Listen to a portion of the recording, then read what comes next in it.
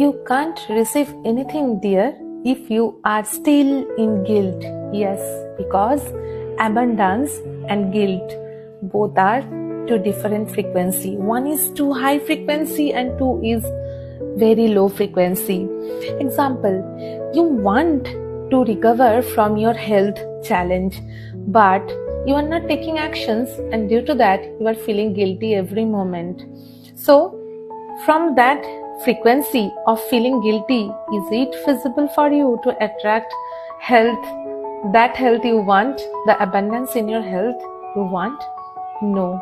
So just clean your guilt, and for that accept yourself first as the way you are.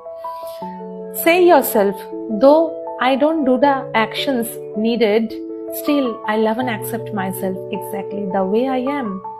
And do Ho'oponopono to clean your guilt, release your